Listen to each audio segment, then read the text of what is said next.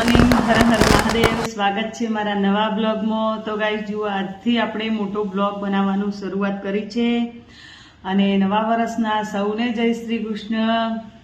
આજે તારીખ છે 1/1/2026. તો નવા વર્ષના સૌને જય શ્રી કૃષ્ણ. કાનાના દર્શન કરી લેજો. તમારું અને મારું જીવન એમના હાથમાં જ છે. Thank you. બરોબર, એટલે આપણા નવા વર્ષની શરૂઆત મારા કાનાથી કરી. સારો રસ્તો બતાવશી, દુઃખ આવશે સુખ આવશે, પણ આપણો હાથ છોડશી નહીં રહ્યા.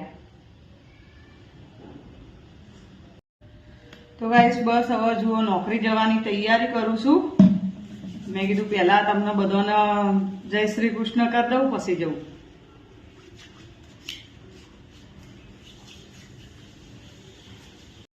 તો ગાઈસ મારે તો કેવું થયું ખબર હે, નોકરી જઈ પણ અમારી નોકરી રહી ને ઊંઘેલી હતી. તો ગાઈસ જુઓ, આજે તો કુબીનું શાક બનાવવાનું હોય. કુબી સમારું છું બેઠી બેઠી. ટેન્શન એવું બધું થાય ને, એક પછી એક પછી એક પછી એક પછી એક ખર્ચો ચાલુ ચાલુ ચાલુ ચાલુ ખર્ચો. ખબર નહીં હું દસ્યા બેઠેલી હોય ને તે ખબર જ નહીં પડતી. હે ભગવાન, એક બાજુ મેં તો ખાસ કરીને કદી કપડાં ધોયા નહીં. એવું થાય ને તો કપડાં એવા જાતે ધોવા પછી 7,500 રૂપિયા ખર્ચો કીધો. વોશિંગ મશીન રિપેર કરવાનું અંદરથી બહુ બધો ખર્ચો આવ્યો વોશિંગ મશીનનો. હમણાં ગીઝર રિપેર કરાયું.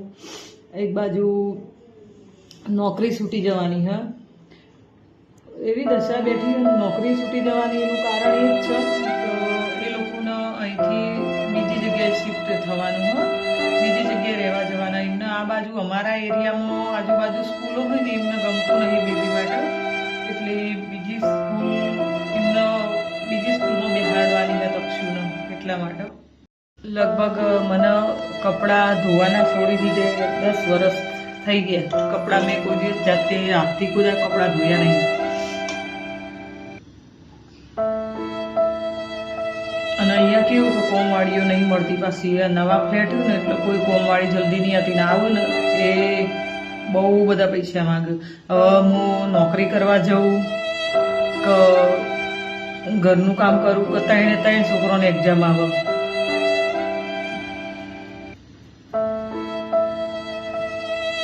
ચોથી લાવીએ પૈસા એવું થાય ને, ખબર જ નહીં પડતી. કંટાળો આવી ગયો જીવનથી જ, કંટાળો આવી ગયો. અને એક તો છોકરો ભગવાનને નેનો આલ્યો. છોકરો મોટો બીટું જેવડો હોત ને તો એમ થોત કે તરત વર્ષમાં કમાતો થઈ જાય. તમારો બધાનો સપોર્ટની ખાસ જરૂર. અમારા ચેનલમાં પૈસા આવતા થઈ જાય ગાઈસ. તો ગાઈસ મેં આજે શાક બનાવ્યું કોબીજ, પત્તા ગોપી અને બટાકાનું શાક બનાવ્યું. હવે શાક તો વઘારી દીધું હોય. એક રોટલો મારો બનાવવાનો હો.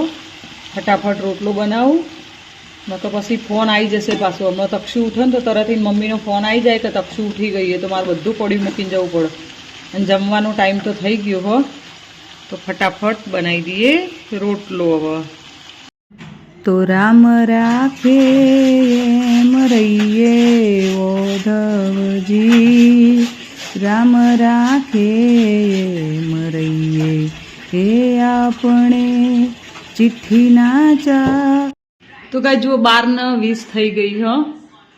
તો હું જમવા બેસી જઈશું. રોટલો બનીને તૈયાર હ. પછી સાસ ફટાફટ જમી લઈએ. આચલ હજી તો રોટલી બનાવે એટલે બધાનો હંગાત કરવા બેહાય એવું નથી. તો ગાઈસ મારે કેવું હોય ખબર કે તક્ષુ ઉઠી હોય ને પછી લઈને એને નાસ્તો કરાવવાનો, નવરાવાની, ધોરાવાની, તૈયાર કરવાની, જમાડી અને પછી લઈને આવું. અમુક ટાઈમે તો ઘેર આવીને જમાડું.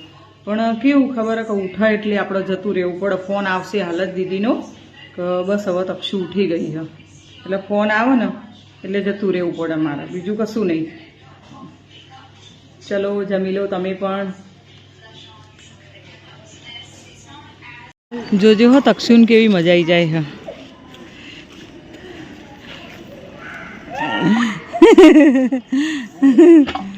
આ મારા વાગન કેટલો વજન આલો પડા જોજી હાથમાં. જોજી ના એવા નવા નવા નખરા કરશે. અલ્યા એ ચોકલા નાટકો ચાલુ. મજા આવે તકશું અહીંયા? મજા આવે ગાર્ડનમાં? બધો એના જેવડો છોકરો હોય. મસ્ત છે જુઓ, બિલ્ડિંગમાં લાઈટો બાઈટો બધું થઈ ગયું છે.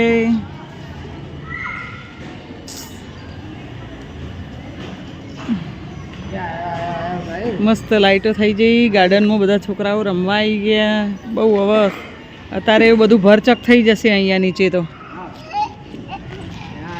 બેહું બેટા, બેહું બેહી જા. ઓહો, દાઢી અધર લઈ લે. મોઢું અધર કર દે, મોઢું અધર. એમ નહીં, તારું મોઢું ઉપર કર દે. હા બસ. હા, વાગી જાય બેટા. મારો છોકરો જીકો. જા તું ઉપરથી આય, તારા આબુ હોય તો જા. તું ઉપરથી આય, તારા આબુ હોય તો જા. આબુ હોય તો જા. તું એ આય, જા આબુ. નહીં.